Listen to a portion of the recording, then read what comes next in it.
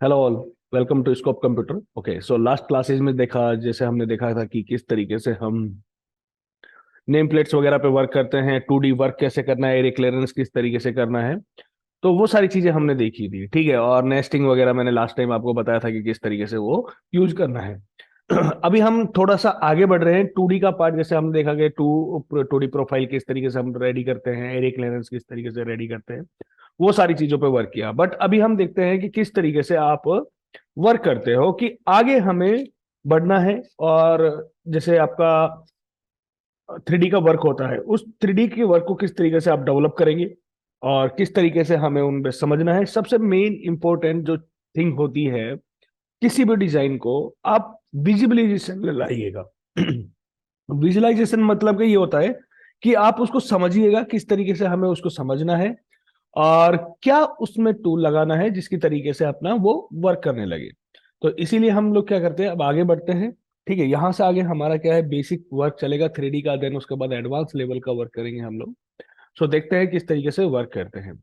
तो सबसे पहले मैं आपको बता देता हूं कि टूल को किस तरीके से हम यूज करते हैं और किस तरीके से उसको बिहाफ पे हम कोई भी डिजाइन को डेवलप कर सकते हैं। ठीक है। अब कंडीशंस ये होते हैं कि सारे डिजाइन आपके एक ही टूल से नहीं बन सकते, डिफरेंट डिफरेंट जगह पे डिफरेंट डिफरेंट टूल्स होते हैं। तो फर्स्ट ऑफ ऑल थिंग्स, मैं आपको टूल्स की नॉलेज दूंगा, देन उसके बाद हम प्रोजेक्ट्स पे वर्क करेंगे, जिससे अपने को क्या होगा कि उस चीज का ये पता चलेगा कि किस तरीके से अपने का इसमें समझना है, किस तरीके का वर्क होता है।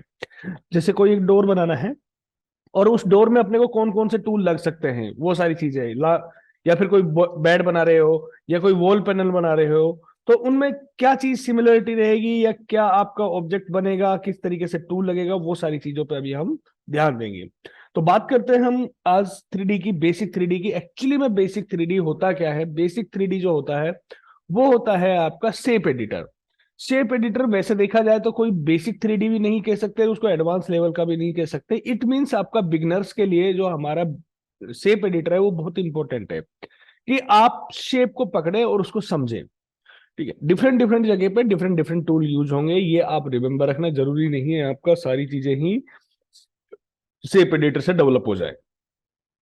ओके, सो अभी देखते हैं हम लोग, ये हमारा क्रिएटिंग बार है जो लास्ट टाइम मैंने बताया था कि आपको कोई भी, जब भी एक चीज याद रखना, शेप एडिटर पे जब भी आप काम करोगे तो आपके पास क्लोज वेक्टर होना चाहिए।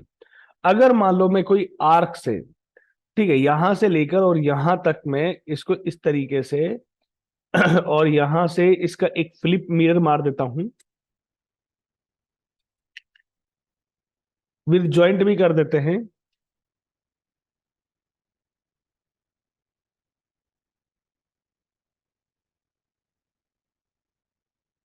ज्वाइंट नहीं करता हूं मैं इसको, विदाउट ज्वाइंट के मैं इसको डुप्लीकेट कर देता हूं, तो ये विदाउट ज्वाइंट के मैंने डुप्लीकेट कर दी है। ओके, तो अब हम देखते हैं कि ये दो शेप्स मैंने बना रखी है। ठीक है, ये दो शेप्स पे अब ये इंचेस में है हमारा। तो हम सबसे पहले जब वर्क करेंगे यानी कि इम्बोसिंग एक्सट्रूड इफेक्ट करेंगे तो में कन्वर्ट करेंगे। ओके कर देंगे। तो यहां पे देखिएगा, अब हमारे पास दो ऑब्जेक्ट है। लग आपको ऐसा रहा है कि दोनों ही क्लोज है, ये भी क्लोज है और ये भी क्लोज है, बट ये एक दूसरे के टच है तो क्लोज नहीं है सर। तो इसलिए हम लोग क्या करते हैं कि इस ऑब्जेक्ट को, ठीक है, क्लोज बनाएंगे, देखेंगे किस तरीके से अपने को काम करना है। अगर देखो, शेप एडिटर की सबसे मेन इंपॉर्टेंट चीज है कि आपको शेप कैसी चाहिए। ठीक है, किस तरीके की शेप है। ठीक है, आपकी राउंड शेप है, स्क्वायर शेप है, एंगुलर शेप है, ये क्या डिपेंड करेगा हमारे ऊपर। ठीक है, अगर मान लो मेरे पास यहाँ पे एक स्क्वायर है और फॉर एग्जांपल मेरे पास कोई भी एक ट्राइंगुलेशन भी मैं बना लेता हूं। ठीक है, मान लो मैंने एक यहां से ऐसे एक ट्राइंगल भी बना लिया। ठीक है, इसको देखो, मैंने एक यहाँ पे क्लोज ट्राइंगल बना दिया बिल्कुल परफेक्ट वाला, क्योंकि मेरे पास ऑब्जेक्ट था, हाइट ज्यादा है इसलिए हाइट ज्यादा आ गई। तो ये हमने लिया और यहाँ पे शेप एडिटर पे हमने क्लिक किया, शॉर्टकट की होता है इसका F12। ओके, सो जैसे ही मैं यहाँ पे क्लिक करूंगा तो राइट साइड में देखेगा शेप एडिटर के आपके पास ऑप्शन ओपन हो गए। अब ये शेप एडिटर में बहुत सारे ऑप्शन है, लाइक बहुत सारे का मतलब यानी कि 3 से 4 ऑप्शन हैं। यानी कि पहला ऑप्शन की अगर हम बात करें तो देखिएगा राउंड है, दूसरे नंबर पे अगर हम बात करें तो स्क्वायर है और तीसरे नंबर पे बात करें तो प्लेन है। तो राउंड में एक्चुअली होगा क्या, देखो अभी आपका प्लेन है बट कोई एक्टिविटी नहीं हुई है। बट अगर मैं यहां पे राउंड शेप पर क्लिक करता हूं तो देखिएगा एक एक्टिविटी हुई और हमें यहां पे एक इम्बोस इफेक्ट दिख गया जिसको हम रिलीफ बोलते हैं, या आप एक्सट्रूड पार्ट बोल सकते हो, या आप इसको जेड हाइट बोल सकते हो। तीनों लैंग्वेजेस में आपका सेम यानी कि अमाउंट आएगा। ठीक है, तो ये एक्चुअली है क्या, ये हो गया कि आपका जो ये मटेरियल है, इस मटेरियल की थिकनेस में से ये आपका ऊपर की ओर उठ गया। बट अभी क्या है, साइज बहुत बड़ा है, तो हमारा ये देखिएगा 53, रैंडमली 53 लिया इसने। बट अगर आप मान लो कि इसको कम रखना चाहते हो, किसी ने मुझे बोला कि ऐसा ही चाहिए मुझे, बट इसको हमें 10 mm 15 mm ही चाहिए, तो यहां पे देखिएगा आपके पास कुछ लिमिटेशंस हैं। लिमिटेशंस का मतलब एक ऑप्शन होता है नो लिमिट, यानी कि अभी नो लिमिट में आपका डिफॉल्टली रैंडमली आपका जेड हाइट लिया उसने, जितना उसकी साइज के अकॉर्डिंग आना चाहिए। बट अगर मैं यहां पे लिमिट टू हाइट कर देता हूं, तो देखिएगा लिमिट टू हाइट में यहां पे देखिएगा नो लिमिट में आपका बिल्कुल राउंड आ रहा था, लेकिन लिमिट टू हाइट में हमारा यहां से हल्का सा फ्लैट हो गया है। ठीक है, बट अभी तक कोई इसने इफेक्ट चेंज नहीं किया, वही सेम का सेम आ रहा है। तो अगर मान लो मैं इसको 10 से 15 डालता हूं, तो यहां पे देख सकते हो आपका टॉप का एरिया फ्लैट हो चुका है, टॉप का एरिया फ्लैट हो चुका है। बट ये जो एंगल है ये 45 के एंगल पे है आपका। किसी पार्टी बोलती है कि नहीं, ये अपने को 90 डिग्री के एंगल पे, देन अपने को राउंड चाहिए, तो आप इसको यहां से मैक्सिमम खींच दें, तो इसका 90 डिग्री एंगल यानी कि सीधा आएगा, राउंड लेगा, और ये राउंड जो है वो आपका 15 का राउंड है। ओके, कोई मुझे बोलता है ये 15 का नहीं, अपने को जेड हाइट तो 15 ही चाहिए, लेकिन ये जो कर्व आ रहा है ये 7.5 का चाहिए अपने को। तो यहां पे हम 7.5 डाल देता हूं फॉर एग्जाम्पल। 7.5 डाला, कम हो गया, लेकिन मेरे को अमाउंट 15 ही चाहिए। ठीक है, ये तो 7.5 हो गया जेड। देखो ये जेड में कहां से चेक कर रहा हूं, आपको व्यू में जाना है, और व्यू में जाने के बाद यहाँ पे शो कर्सर इंफॉर्मेशन को आप ऑन कर लें। शॉर्टकट की इसका Alt+C होता है। ठीक है, जो भी आपको ऑब्जेक्ट नजर आएगा वो यहां से आप उसकी जेड एक्स और वाई की अमाउंट चेक कर सकते हैं। तो मैंने यहाँ पे इसको इस तरीके से क्लिक किया, तो यहाँ पे 7.5। अब क्या ऑप्शन है कि इसको हम 15 तक लाना है, तो 7.5 तो मेरा ऐड हो गया, 7.5 और मुझे ऐड करना है, यानी कि 7.5 और ऐड करना है। तो यहाँ पे स्टार्ट हाइट में आप 7.5 अगेन डालेंगे, तो ये आपका बिल्कुल स्ट्रेट आया। देन देखिएगा यहां से आपका ये राउंड शेप लेना स्टार्ट किया। ओके, अच्छा एक चीज और है, कई बार जब हम वर्क करते हैं तो ये क्या होता है, वर्क जो है आपका, देखिएगा अभी बहुत फाइन मटेरियल नजर आ रहा है आपको, बट समटाइम्स यहाँ पे क्या होता है कि हम लोग रेजुलेशन हाई नहीं करते हैं, जिसकी वजह से अगर मैं इसको कम कर देता हूं मान लो, और इसको ओके करके यस कर देता हूं, तो अभी देखना इसमें इफेक्ट क्या आएगा, कि इफेक्ट ये आएगा कि आपका ऑब्जेक्ट जो है सेम उस पर देखो इस तरीके से ब्लर्ड हो गया है। ठीक है, ब्लर हो गया है, राउंड से भी प्रॉपर नहीं दिखा रहा है, ये देखो। सो बी अवेयरनेस, इसके लिए आपको हमेशा जो रेजुलेशन है वो मैक्सिमम रखना है, चाहे वो नया डॉक्यूमेंट हो, चाहे वो आपका रेफरेंस इमेज हो, आपको रेजुलेशन आपको हमेशा हाई करके ही काम करना है। अगर कोई इमेज भी इंपोर्ट आप कराएंगे, तो भी आपको क्या करना है, उस इमेज का रेजुलेशन को हाई करना है। ओके, तो मैंने इस पर क्लिक किया, देखिए फिर से फाइन क्वालिटी आ गई है, ये देखिएगा फाइन क्वालिटी आ गई। अब यहां पे हमने क्या किया सर, 90 डिग्री किस पे लिया आपने, लिमिट टू हाइट पर। अगर मैं इसको मान लो अगेन 45 कर देता हूं, ठीक है, यहां पे मैंने अमाउंट 45 डाला, तो 45 जैसे ही डाल रहा हूं मैं, तो देखिएगा ये एंगल चेंज हो गया आपका, ये देखो। ठीक है, ये एंगल चेंज हो गया। अगर कोई पार्टी बोलते नहीं अपने को ये टेपर चाहिए बिल्कुल कोने से कोना, उसका भी सॉल्यूशन दूंगा मैं कि किस तरीके से उसको भी बनाना है। ठीक है, तो अभी हमारा ये हुआ। अब दूसरे नंबर पे पहले इसको देख लेते हैं एक बार। तो अब दूसरे नंबर पे होता है कि आपका स्केल टू हाइट क्या होता है। स्केल टू हाइट में जो ये एरिया फ्लैट हुआ है, अब ये फ्लैट नहीं होगा, ये क्या करेगा, आपको पूरा ही राउंड ले लेगा। अगर हम इसको लेफ्ट व्यू या फ्रंट व्यू से देखें, तो ये देखेगा आपको इस तरीके से, जबकि लिमिट टू हाइट में ये देखेगा टॉप से फ्लैट हो गया, ये देखो। ठीक है, और यहाँ पे स्केल टू हाइट में ये देखेगा आपका यहां से, यानी कि 7.5 तो स्टार्ट हाइट था मेरा, उसके बाद 7.5 से और 15 तक, यानी कि 7.5 ही इसने क्या किया, राउंड शेप लिया, आपका पूरा आपका 45 एंगल पे रोटेट मार गया। ठीक है, अगर मान लो इसको भी लेना है आपको, तो इसमें भी सेम चीज आ जाएगी, ये देखिएगा। ठीक है, दोनों को एक साथ पकड़ के शिफ्ट के साथ आप वेक्टर को मल्टीपल सेलेक्ट कर सकते हैं। अगर यही चीज हम मैक्सिमम एंगल पे अगर मैं कर देता हूं, तो फिर क्या होगा, इस शेप में कुछ नहीं होगा। ठीक है, आपका हल्का सा यहाँ पे एक राउंड शेप नजर आएगा, और मैक्सिमम अमाउंट खींच देगा, यहां से तो खींच गया ना वो, तो ये आपका इस तरीके, बट डिपेंड करता है कि किस तरीके से वो चीज हमें डेवलप करानी है। ओके, तो ये हुआ। अब आता है हमारे पास यहाँ पे कांस्टेंट हाइट। कांस्टेंट हाइट को हम कभी यूज नहीं करते हैं कि कांस्टेंट हाइट को किस तरीके से लेना है। ठीक है, अगर मैं इसको 0 कर देता हूं तो यहाँ पे एंगल दिखा रहा है आपको 45 का। अगर मान लो मैं इसको 45 एंगल कर देता हूं और इसको मान लो मैं 90 डिग्री एंगल कर देता हूं, तो कुछ आपको इतना ज्यादा इफेक्टिवली नहीं नजर आएगा। वन साइड आपका एंगल हो गया, वन साइड आपका डाउन हो गया, ये देख सकते हो आप। यहाँ पे देख सकते हो, एक दो तीनों कोनों पर अप हो गया और बीच में से ये डाउन हो गया, ये देखो। ठीक है, तो ये डिपेंड करता है शेप्स के ऊपर। ठीक है, अगर मैं इस शेप्स को उठाकर 15 mm कर देता हूं तो ये देखिएगा one side up and one side down. ठीक है, अगर मैं इसको वेक्टर को यहां से ऑफ करके देखता हूं तो ये मेरे को इस तरीके का नजर आएगा, ये देखो। बट इसमें ये एंगल भी नजर आ रहा है, ये देखो, ये एंगल ऑब्वियसली से आएगा आपका। ठीक है, अगर हम इसको 150 डालते हैं तो 150 में आपको देखो कुछ नहीं नजर आ रहा है। ठीक है, लेकिन अगर मैं इसको मान लो कि 45 डाल देता हूं तो देखो क्या आएगा आपका, 45 में और ज्यादा ऊपर उठ गया, ये देखिएगा। एंगल इसका 40, यहां से यहां तक ये 0 आ रहा है, देखो यहां से यहां तक ये 0 हो रहा है, इस तरीके से आपका एंगल बन गया एक वन टाइम। ठीक है, यहाँ पे देखिएगा वन साइड, यहाँ पे पहले एक ही आ रहा था 90 डिग्री पे, अभी आप पे 4 कोने आ गए आपके। बट इस तरीके के डिजाइन बहुत कम रेयर चांस में मिलेंगे, कोई मिलेगा ही नहीं आपको टूट के ढूंढने से भी। ठीक है, उसके बाद आता है स्क्वायर बेस। ठीक है, अब हम आ जाते हैं स्क्वायर बेस पर। ठीक है, स्क्वायर बेस पे हम आगे, स्क्वायर बेस पे आने के बाद नो लिमिट में अगर क्लिक करते हैं तो आपका डायरेक्ट 100% एंगल बनता है।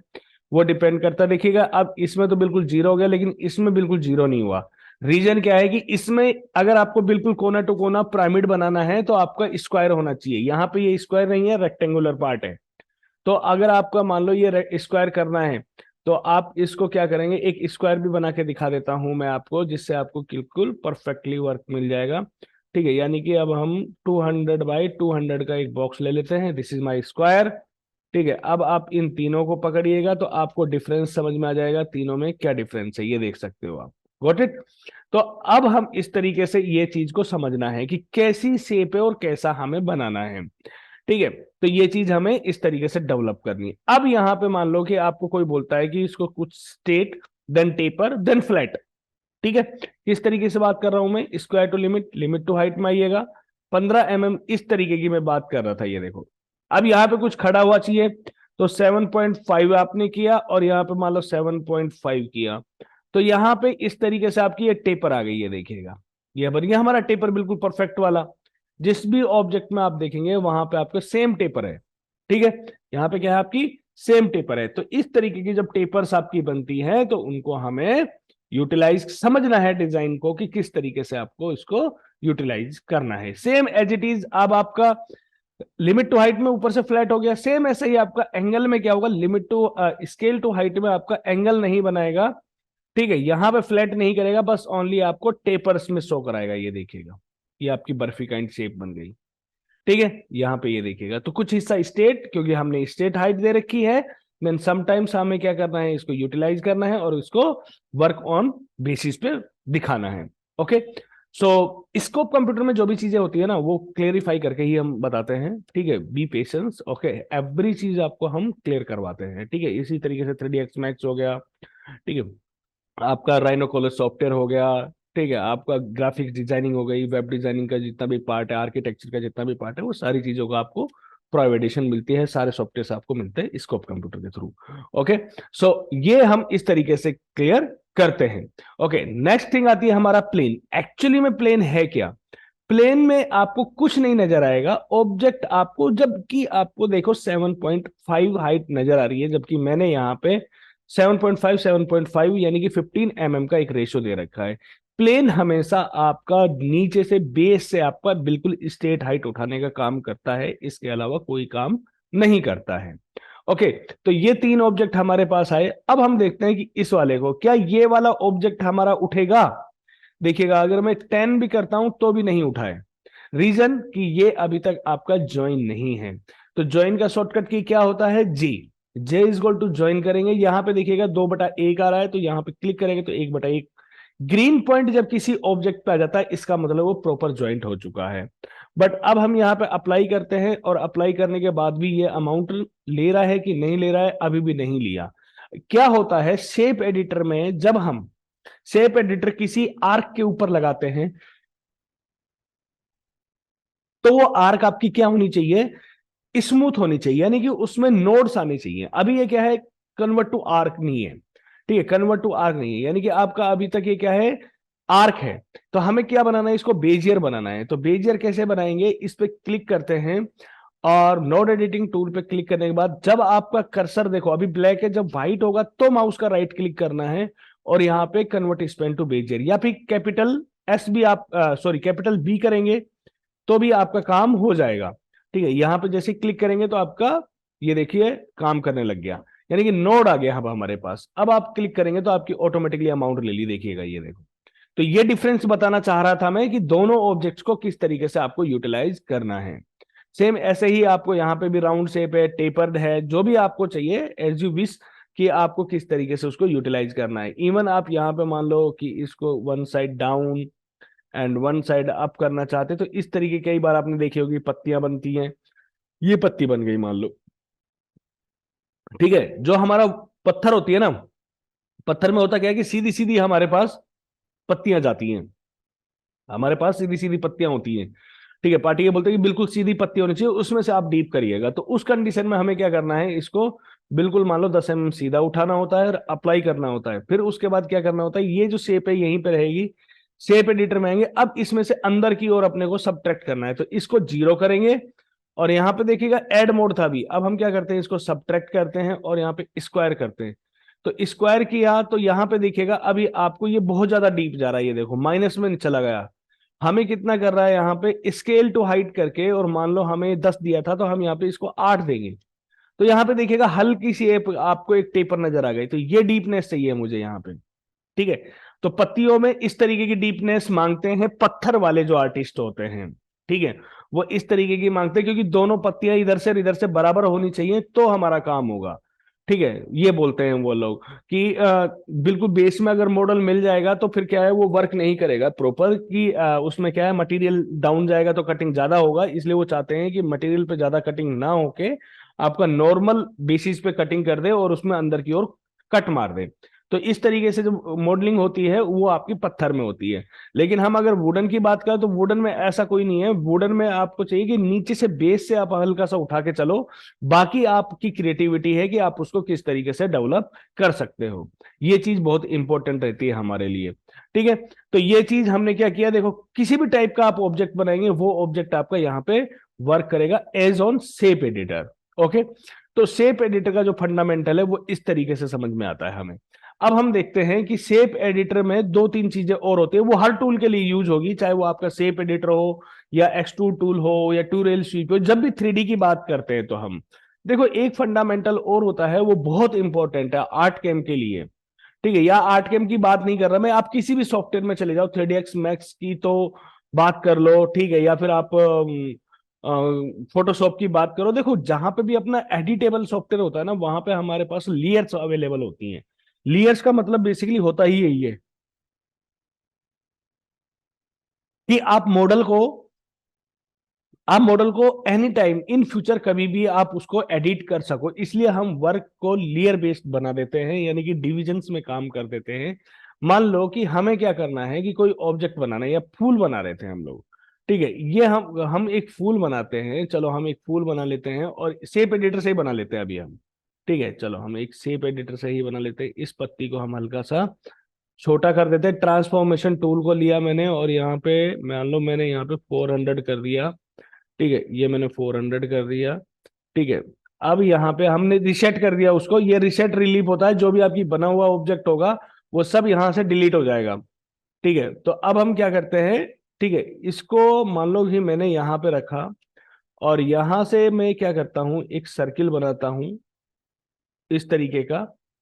ठीक है, और इसके चारों साइड इसको घुमाना है, तो ब्लॉक एंड कॉपी रोटेट मैंने ऑप्शन बताया था आपको। एंड उसके बाद हम क्या करेंगे, यहाँ पे सेंटर में आएंगे इसके, और यहां से मान लो मैंने इसकी 12 कॉपी कर दिया, ये 12 कॉपी हो गई। ठीक है, बन गया मेरे पास फ्लावर। अब इस फ्लावर को हमने क्या किया, शेप एडिटर में आके, और शेप एडिटर में आके इसको हमने राउंड शेप दे दिया, और राउंड शेप देने के बाद इसमें देखो अभी क्या है, सबट्रैक्ट है, मैं इसको ऐड कर दिया मान लो। ठीक है, ऐड कर दिया तो ऊपर की ओर ऐड हो रहा है, इसको मैक्सिमम खींच देंगे तो आपका 90% पे हो जाएगा। अब मान लो कितनी अमाउंट पे आ रहा है, यहाँ पे स्केल टू हाइट मान लो मैंने 15 mm कर दिया, तो देखिएगा अब क्या हो रहा है। देखो मैंने पत्ती बनाई है, जीरो से स्टार्ट हुई है और इसकी अमाउंट धीरे धीरे बीच में से उठा और फिर जीरो हुआ। यानी कि कहने का मतलब ये है कि 8 km की एक ये भी खासियत होती है कि जहां पे आपका वेक्टर की चौड़ाई ज्यादा होती है, विड्थ ज्यादा होगी, वहां पे आपका मैक्सिमम अमाउंट लेगा, लेस देन आपका धीरे धीरे वो कवरेज करता हुआ चला जाएगा। ठीक है, ये इसकी प्रॉपर्टी कहती है। ठीक है, मान लो मैंने इसको 15 mm रखा और इसको अप्लाई करके और कैंसिल कर दिया। ठीक है, तो मेरे पास एक ऑब्जेक्ट तो ये बन गया, ये बन गया। बट मुझे क्या चाहिए कि यहां से आपका ये एक ऑब्जेक्ट और बने। ठीक है, ये ऑब्जेक्ट एक और बने, इसको मैं थोड़ा सा बड़ा कर लेता हूं क्योंकि इसमें ये इंटरसेक्ट कराना चाहता हूं मैं। ये करा दिया मान लो। ठीक है, या फिर आप मान लो इसको और हल्का सा कर दिया, ये कर दिया। ठीक है, ये करने के बाद अब आप क्या करते हो, इसमें भी अगर आप शेप एडिटर लगाओगे और राउंड शेप लगाए तो यहां पे एक चीज देखिएगा, ये जब इंटरसेक्शन कर रहा है तो इसका जो पहले बना हुआ हिस्सा था ना, उसका ऑब्जेक्ट भी इसमें विजिबल हो रहा है।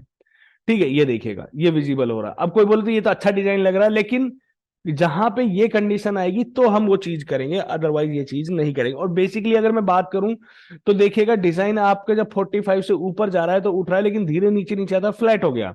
तो मशीन भी मेरा ऐसा ही कटिंग करेगा कि मशीन जब हमारे 45 के एंगल से नीचे आती है तो मशीन ऐसे डिजाइन को उभरा हुआ नहीं दिखाएगी, वो आपको फ्लैट करके दिखा देगी आपको। ठीक है, तो मशीन हमारी 45 एंगल तक ही चलती है क्योंकि हमारे पास 3 एक्सिस मशीन है, ना कि आपकी रोटेटेबल मशीन है। आजकल बहुत सारी मशीनें चल रही है जिसमें आपका स्पेंडल रोटेट हो जाता है, स्पेंडल 180 डिग्री पे रोटेट हो जाता है, तो आपका उस कंडीशन में वो काम कर जाएगा। ठीक है, कि आपको उस तरीके से ही कटिंग करेगा फिर वो। तो फिर इसका क्या सॉल्यूशन है कि इसको हम किस तरीके से यूटिलाइज कराएं। यहां पे देखिएगा कुछ ऑप्शंस नजर आ रहे हैं आपको, जैसे ऐड है, सब्ट्रैक्ट है, मर्ज हाई है। यहाँ पे मोस्टली जो ज्यादा काम आता है, हमारे पास 3 ऑप्शन आते हैं, ऐड, सब्ट्रैक्ट और मर्ज हाई।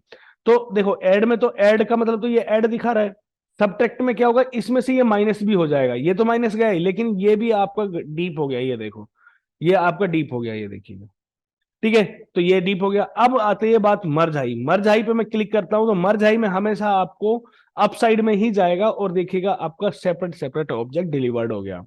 तो हमें जहां पे दोनों ऑब्जेक्ट को सेपरेटली शो कराना है बट मर्जेबल शो कराना है तो मर्ज हाई करेंगे। अब आप यहाँ पे स्केल टू हाइट में आके मान लो आपने 15 mm अमाउंट डाल दी, लेकिन ये बहुत कम हो गई। ठीक है, ये अमाउंट क्या है, बहुत कम है, यानी कि इस डिजाइन के अकॉर्डिंग तो ये नहीं बैठा ना। ठीक है, तो हम क्या करते हैं, इसको यहां से मान लो कि मैं 2 से 3 mm स्टार्ट कर दिया, तभी भी मेरा प्रॉपर नहीं बैठेगा। क्योंकि आप काम तो आप कर रहे हो बड़े साइज पे, लेकिन आप जब डिजाइन 15 mm ही रखना चाहते हो तो उस कंडीशन में आपका मॉडल सही नहीं होगा। क्योंकि मैंने 96x48 का सीट ले रखा है, बहुत बड़ा साइज होता है। ठीक है, मैं यहाँ पे क्लिक करते हैं, मान लो इसको कर देता हूँ 20। ठीक है, 20x40 का कर दिया मैंने। ठीक है, अब हम अगर इसकी साइज देखें तो आपका कर दो वापिस। ठीक है, अब इसका साइज देखिएगा, आपका साइज इसका ऑटोमेटिकली रिड्यूस हो गया। तो यहां पे एक टूल होता है जिसको बोलते हैं स्केल साइज। ठीक है, मेरे को ये मान लो 15 चाहिए, तो अब देखिएगा आपको 15 में कितना नजर आएगा, ये देखो बराबर। तो डिपेंड करता है साइज के ऊपर भी हमें जाना होगा। ठीक है, कि साइज हमारा क्या कहता है। ठीक है, तो उसके बिहाफ पे हम वर्क करेंगे तो ज्यादा बेटर होगा। ये देखिएगा, ये 15 तो 17 हो गया ना। ठीक है, अब हमें क्या करना है, इसको आपको यहां पे मान लो। ठीक है, 3 से 4 या 5 mm आपने ये दे दिया, स्टार्ट हाइट दे दी, और 5 mm मैंने 10 mm मैंने क्या किया, टोटल ये दे दिया। तो आपका ये देखेगा ऑब्जेक्ट अभी भी आपका इस तरीके से बन रहा है, ये देखेगा। ठीक है ना, तो फिर भी ये ठीक है, उस बेटर पहले वाले से तो ज्यादा बेटर लग रहा है हमारा। तो डिपेंड करता है मेरी कंडीशंस। अगर कोई ये बोलता है नहीं अपने को ऐसा चाहिए ही नहीं, अपन तो इसको 0 रखेंगे। ठीक है, अपन तो इसको 0 रखेंगे, इसको अपन 15 mm कर देते हैं, ये है। बट ये जो चीज है ये डीप हो जानी चाहिए, दब जानी चाहिए, तो उसका सॉल्यूशन में मैं बताऊंगा, थोड़ा सा आगे चल के बताएंगे, क्योंकि अभी हम इस कंडीशन पे वर्क कर रहे हैं। तो ये होता है हमारा। और अब मान लो इसको मैं एक ही लेयर पे कर देता हूं, यहां पे देखिएगा अभी मैं प्रोजेक्ट में अभी ओके नहीं किया मैंने, यहाँ पे फ्रंट रिलीफ में जब भी हम काम करेंगे तो फ्रंट रिलीफ में काम करेंगे। इस एरो पे ओपन करेंगे, यहाँ पे देखो एक लेयर बनी हुई है, यहाँ प्लस का साइन है, इस पे क्लिक करेंगे तो न्यू लेयर रिलीफ आ जाएगा। इस पे क्लिक किया तो देखो ऐड आ गया, क्योंकि ये ऐड है और ये ऐड है। तो इस ऐड को देखो यहां से भी आप इसको मर्ज हाई कर दीजिएगा तो आपका ऑब्जेक्ट सही हो जाएगा, ये देखिएगा। अदरवाइज आप इसके ऊपर डबल क्लिक करेंगे तो भी आपका मर्ज हाई हो जाएगा। ओके, 2 बार कंटिन्यूअसली क्लिक करेंगे तो भी आपका 1 बाय 1 ऑब्जेक्ट यहाँ पे डिलीवर होता रहेगा।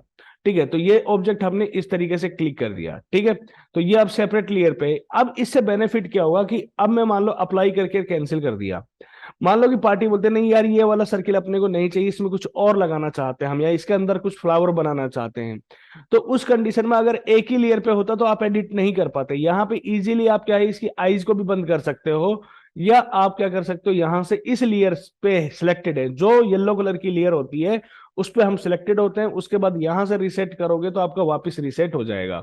यानी कि जो मॉडल आपको बचाना है वो ऑटोमेटिकली ही बच जाएगा, और जो डिलीट करना होता है वो डिलीट हो जाएगा। लेकिन कई बार जो कंबाइंड रिलीफ होती है उनमें ऐसा नहीं होगा। जो कंबाइंड रिलीफ होती है उनमें ऐसा नहीं होगा, उनमें डिफरेंट तरीके से होता है। अगर कुछ आपको रिलीफ को ट्रिमिंग करना होगा, वो ट्रिमिंग का ऑप्शन पे जब हम आएंगे तो वो बताएंगे कि मैनुअली हम किस तरीके से उस ऑब्जेक्ट को हटा सकते हैं वहां से, या किस तरीके से जोड़ सकते हैं किसी ऑब्जेक्ट में। तो ये हमारा पार्ट होता है कि आपको देखो यहाँ पे अभी मैंने बेसिक शेप एडिटर के 3 ऑप्शंस बताए हैं, उसके बाद मैंने आपको लेयर के कंबाइन मोड बताए हैं कि आपका ऐड क्या काम करता है, सब्ट्रैक्ट क्या काम करता है, मर्जाई क्या काम करता है। उसके बाद आता है हमारा लेयर कि रिलीफ लेयर जो है वो रिलीफ लेयर आपकी किस तरीके से काम कर सकती है, आपकी ऐड मोड क्या काम करता है, आपका सब्ट्रैक्ट मोड क्या काम करता है, और मर्जाई क्या काम करता है, और लेयर की क्या इंपॉर्टेंस है हमारे मॉडल में ऐड करने के लिए। क्योंकि हम अगर एक ही लेयर पे पूरा मॉडल डेवलप कर देंगे तो हमारे लिए इन फ्यूचर एडिटिंग करना डिफिकल्टी हो जाएगी, या फिर कभी कोई क्लाइंट 1020 चेंज बोल देता है तो भी आपके लिए डिफिकल्ट हो जाएगी, क्योंकि एक बार सेव कर दिया तो वो फाइल रीसेट नहीं होगी, आपकी अंडू नहीं होगी। अगर आपने एक बार क्लोज मॉडल को सेव किया और क्लोज करके रख दिया तो वो फिर आपका नहीं काम करेगा। तो बी केयरफुल कि हम उस वर्क को लेयर बेस्ड पे वर्क कराएं, लेयर वाइज काम कराएं, जिससे हमारा वर्क क्या है बिल्कुल प्रॉपर होगा और हर ऑब्जेक्ट के लिए आपको यूटिलाइज करने को मौका मिलेगा। तो यहाँ पे जो हम बात कर रहे थे वो है आपका बेसिकली शेप एडिटर की। ठीक है, शेप एडिटर में आपकी बहुत सारी आप ऑब्जेक्ट्स को डेवलप कर सकते हो। ठीक है, अब मैं एक आपको एक हल्का सा दिखाऊंगा कि आप ज्यादा नहीं, बस अभी आपको शेप एडिटर पे काम करना है। मैं इसको सेव कर देता हूं। ठीक है, सेव कर दिया। मान लो मैंने यहाँ पे आपके फोल्डर में चले जाते हैं हम लोग, एंड यहाँ से हमारी जो क्लास 7 है उस क्लास 7 में आ जाते हैं, और यहाँ से हमने इसका नाम डाला, और यहाँ पे .art का फॉर्मेट सेव कर दिया। तो ये एक हमारा मॉडल सेव हो गया है, जो इन फ्यूचर कभी भी मैं इसमें चेंज कर सकता हूँ, कभी भी एडिटिंग कर सकता हूँ। मान लो कि मेरे को कुछ ऑब्जेक्ट्स बनाने हैं। ठीक है, मान लो मुझे कुछ ऑब्जेक्ट्स बनाने हैं, तो हम देखते हैं कि किस तरीके के ऑब्जेक्ट्स की मैं बात कर रहा था। मान लो आपको कोई एक बहुत सिंपल सी शेप्स बताता हूं, ये देखिएगा, बहुत सिंपल सी शेप है। आपको ये वाली जो शेप है, अब आप इसमें देख सकते हो कि क्या लगा हुआ है, कि इधर से डाउन है, इधर से डाउन है, बीच में से आपका अप है। तो मैंने अभी आपको बताया कि शेप एडिटर का एक बिहेवियर होता है, जहां पे विड्थ ज्यादा होता है वहां ज्यादा डीप होता है। तो हम क्या करते हैं, अभी एक इनिशियल स्टेज पर एक छोटा सा मॉडल बनाते हैं, देन उसके बाद हम नेक्स्ट क्लास में देखेंगे कि किस तरीके से हम इसको और आगे बढ़ा सकते हैं, हाई प्रोफाइल्स किस तरीके से रेडी कर सकते हैं शेप एडिटर के थ्रू ही। ठीक है, तो वॉल पैनल का पार्ट बोलते हैं हम इसको। बेसिकली अगर मैं बात करूं तो यहाँ पे इसका मैं एक, ठीक है, सबसे पहले मैंने रूलर लिया। रूलर कहां से आता है फिर से बता देता हूँ, सो रूलर ऑप्शन है व्यू में जाकर। ठीक है, मैंने एक पॉइंट यहाँ पे रखा, एंड अगेन नेक्स्ट पॉइंट मैंने यहाँ पे रखा। ठीक है, ये 2 पॉइंट मैंने रखे। उसके बाद मुझे क्या करना है कि यहां से और यहां तक मैंने एक ऐसे हाफ कर्व बनाया, और इस दोनों कर्व को पकड़कर मैंने यहां से इस तरीके से ले लिया। उसके बाद इसका ये कोना यहाँ पे स्ट्रेट आ रहा है, तो शिफ्ट प्लस बी कर देंगे, एंड उसके बाद एक पॉइंट हमने इस तरीके से ऐड करना है। ठीक है, या फिर आप यहाँ पे एक पॉइंट ऐड कर लीजिएगा। इस पॉइंट से हमने क्या करना है, इसको सीधा करके और इस वाले पॉइंट को हमने अंदर की ओर लेके आना है। ये हम लेके आ गए, और इसको सी प्रेस करके ब्रेक कर दिया हाफ पोर्शन को हमने, क्योंकि हमें सिमेट्रिकल चाहिए। ठीक है, सिमेट्रिकल के लिए ही हमने क्या किया, इसको ज्वाइंट कर देते हैं, तो बिल्कुल आपको एकदम परफेक्ट आ गया। सेम ऐसा ही मेरे को क्या करना है, बॉटम चाहिए, लेकिन बॉटम यहां से हम बिना ज्वाइंट के बॉटम करेंगे, और इसको एरो बटन से नीचे की ओर ले आएंगे। बहुत इजी है, एक मॉडल आपका बन गया, बाकी का आप बन जाएगा। ठीक है, अब क्या है, देखो ये आपको बड़ा लग रहा है, ये आपको छोटा, ये छोटा लग रहा है, ये बड़ा लग रहा है, लेकिन ये जितनी गैप है ना उतना ही गैप आपका इसमें, तभी तो सिमेट्रिकल बैठेगा ना। ठीक है, मैंने कंट्रोल सी कंट्रोल वी करके इसको 90 डिग्री पे रोटेट कर दिया सर। ये 90 डिग्री पे रोटेट हो गया। ये किधर जाना चाहिए आपका, इधर अंदर की ओर आएगा। तो इसको पिक किया और यहां से हम यहाँ पे लेके आए। अब ये वाला जो ऑब्जेक्ट है ये आपका और हल्का सा डाउन आएगा, क्योंकि हमारे मॉडल के अकॉर्डिंग ये इस तरीके से सेट हो रहा है। ठीक है, तो हम इसको चेंज नहीं कर सकते कि अगर आप चेंज करोगे तो फिर मैच नहीं करेगा आपका। ठीक है, तो हमने क्या किया, इसको थोड़ा सा नीचे लिया है, कोई इश्यू नहीं है कि हमारा उस ऑब्जेक्ट के अकॉर्डिंग ये प्रॉपर बैठना चाहिए। बस हमें ये रेफरेंस काम में लेना है, ना कि हमें इसका duplicate same as it is बनाना है। ठीक है, ज्वाइन कर देते हैं। अब आप इसका साइज भी देख सकते हो कि क्या साइज आ रहा है, 135 और 13206 के समथिंग आ रहा है। अब ये जो ऑब्जेक्ट बना है ना, यही आपको सब जगह सिमेट्री होगा। देखिएगा कैसे, इसका ना कंट्रोल सी कंट्रोल वी कर दीजिएगा, बिल्कुल डिट्टो मैच हो जाना चाहिए आपका, तो ही आपका ऑब्जेक्ट ये प्रॉपर बैठेगा। तो मैंने ये लिया और इस वाले पॉइंट को पिक करके इसके टच करके रख दिया। देखो पता भी नहीं चल रहा आपको किस तरीके से उसके ऊपर रख दिया मैंने। ठीक है, अब इसको पिक किया, इसको यहां पे टच करा देते हैं, ये हो गया। ठीक है, इसको आगे की ओर चाहिए। ये क्या है, आपका एक ही मॉडल से आपका पूरा का पूरा ऑब्जेक्ट बना हुआ है, जिसलिए ये हमने इसको बिल्कुल सेम एज इट इज बनाया है। ठीक है, तो ये ध्यान रखने वाली चीज है, अदरवाइज इसमें कोई बहुत बड़ा, ठीक है, टेक्निकल पॉइंट नहीं है हमारे पास। ठीक है, ये देखेगा। अब इन तीनों को पकड़ के हम वापस इसको एक पॉइंट इधर सरका के इधर रख देंगे, ये देखेगा आगे पूरी बन गई। कोई बोलता नहीं बड़ा हो रहा, छोटा करना है अपने को, तो यार ये बहुत बड़े बड़े लग रहे हैं अपने को। ठीक है, यहाँ पे बहुत बड़े बड़े लग रहे हैं, तो कोई इश्यू नहीं है, ये तो आपका छोटा भी कर सकते हो आप। ओवरऑल को आप क्या करें, छोटा कर दीजिएगा। मान लो मैं 600 कर देता हूं, तो ये ओवरऑल छोटा हो गया। अब हमें क्या करना है, इसको ओवरऑल को सेटल्ड करना है, तो यहां से हम क्या करते हैं, इसको इस तरीके से कर दिया और F9 प्रेस कर देते हैं एक बार। ठीक है, अब ये तो हमारा सिर्फ एक रेफरेंस था जिससे हम देख के उसको बना रहे थे, बाकी का काम तो सारा ही मैं अपने माइंड से ही कर रहा हूं। ठीक है, ये देखिएगा पूरा अब एक्स्ट्रा पार्ट निकल रहा है ना, निकलने दे, कोई दिक्कत नहीं है। आप यहाँ पे शेप एडिटर में आ जाएं। शेप एडिटर में आने के बाद मैंने क्या बताया था कि ये जो मॉडल है, ठीक है, ये मॉडल किधर है, अंदर की ओर है सर। ये मॉडल कहाँ है, अंदर की ओर गया हुआ है आपका। तो हम क्या करेंगे, इसको अंदर की ओर लेंगे। सो 1 मिनट वेट करते हैं, ये देखिएगा अंदर की ओर है और यहाँ पे कोना बना हुआ है बिल्कुल। तो हम क्या करेंगे, इसमें शेप एडिटर में आएंगे। शेप एडिटर में आने के बाद हमें क्या करना है, राउंड शेप लेनी है। राउंड शेप लेने के बाद हमें क्या करना है, यहाँ पे सबट्रैक्ट करना है। जब आप इसको सबट्रैक्ट करेंगे तो आपका क्या है, बहुत सारे वेक्टर्स हमने सिलेक्ट किए हैं, तो इसलिए थोड़ा सा टाइम लगाएगा मॉडल को शो कराने में। तो जैसे ही मैं इस पर क्लिक करूंगा तो आपका मॉडल ये विजिबिलिटी में आ जाएगा। अभी नहीं आ रहा हमें, तो एक काम करते हैं, हम यहाँ से इसमें स्केल टू हाइट करके और इसमें मान लो मैं 10 mm का ऑब्जेक्ट देके और इसको सबट्रैक्ट करके अप्लाई कर देता हूँ। तो कई बार क्या है, आपको दिखा देता है, बट बहुत सारे एक साथ ऑब्जेक्ट होते हैं तो उसमें थोड़ा सा हमें दिखने में इश्यूज आते हैं। तो कोई इशू नहीं है, हम यहाँ पे इसको देख लेंगे। अभी हमारा ये कैलकुलेट कर रहा है, यानी कि प्रोग्राम, अब हमारा डिजाइन जो है वो रेडी हो रहा है, तो हम इसको रेडी अप में होने देते हैं। ठीक है, तो जो भी ऑब्जेक्ट है, आप जो भी वर्क करेंगे उसमें बस सोचना यह है कि उसको किस इजी तरीके से उसको हम डेवलप कर सके, तो और इजी तरीके मेथड से हम उसको बना सके। तो हमारी कोशिश यही रहेगी इसको कंप्यूटर की, कि आपको हर ऑब्जेक्ट को या हर जो भी मॉडल है, जिस भी टाइप का मॉडल है, उसको इजी से इजी वे में बताया जाए। ओके, सो देखिएगा किस तरीके से धीरे धीरे अब आपका यहाँ पे ऑर्नामेंट्स में देखिएगा, यहाँ पे आपको डाउन शिफ्ट नजर आ रही होगी। ठीक है, धीरे धीरे जा रहा है क्योंकि ऑब्जेक्ट अब हमारा क्या है, हैवी है, सो दैट्स वाई। ठीक है, हम इसको थोड़ा सा वेट, बी पेशेंस के साथ काम करना है। ऐसा नहीं है यार मेरा तो इसमें आ ही नहीं रहा है, ठीक है, ये तो लोड ही नहीं ले रहा है, तो लोड लेगा वो। देखो प्रोसेस करने में सॉफ्टवेयर अपनी एक टाइमिंग शो करता है, वो तो वो आपका नीचे कैलकुलेशन भी चल रहा है, तो आप देख सकते हो नीचे कैलकुलेट का ऑप्शन आ रहा है। बट आप कुछ ऑब्जेक्ट्स को भी यूज कर सकते हो। और एक चीज और है कि जब ऑब्जेक्ट आपका माइनस में होता है तो उसको आप डुप्लीकेट नहीं कर सकते हो, जो कि मैं आगे चल के आपको बताऊंगा कि क्यों नहीं कर सकते। ठीक है, बट अभी यहाँ पे कंडीशन ये है कि आपको ये ऑब्जेक्ट इस तरीके से बनाना था, ये देखिएगा। तो इसमें देखिएगा ऑटोमेटिकली जब मैंने 10 mm दिया है ना, तो यहाँ पे ये आपका देखो 10 mm है, तो यहाँ से धीरे धीरे आपका देखो ये 5 की ओर आ गया, देखो 6.5 आ गया। तो जैसे जैसे आप ये देखिएगा राउंड शेप आ गया। ठीक है, तो डिपेंड ऑन योर चॉइस। अब यहाँ पे एक चीज और है, देखो ये आपके हाई डेफिनेशन नहीं था, जिसकी वजह से ये देखो जर्क्स आ रहे हैं, देखो कोना कोना आपके क्या है, फटे फटे आ रहे हैं। तो अगर मान लो मुझे इसका रेजुलेशन, क्योंकि इमेज बेस वर्क कर रहा हूं मैं, तो जब भी इमेज बेस वर्क करूंगा तो मैं रेजुलेशन को मैक्सिमम अप्लाई और ओके करूंगा। उसके बाद मेरे वापस रिटर्न अप्लाई करना पड़ेगा, तो मेरा ऑब्जेक्ट क्या होगा, दोबारा से बन के रेडी होगा। तो मैं दोबारा से इसको, वेक्टर्स मेरे सिलेक्टेड हैं, देन उस पर अप्लाई कर दूंगा, ऑटोमेटिकली मेरा ऑब्जेक्ट यहाँ पे अमाउंट ले लेगा और बस मुझे अप्लाई करना होगा यहाँ से। जैसे मैं अप्लाई कर दूंगा तो ऑटोमेटिकली वो मेरा ऑब्जेक्ट को वर्क कर लेगा। तो इसी तरीके से आपको ये चीज समझनी है, जब भी इमेज बेस्ड वर्क करो या नया मॉडल लेके वर्क करें, रेजोल्यूशन आपका मैक्सिमम होना चाहिए।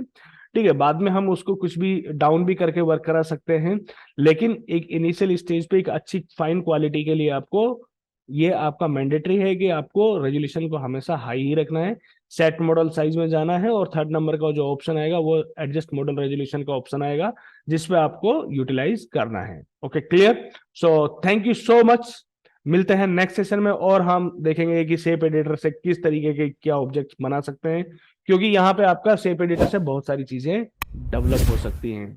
Okay, thank you so much.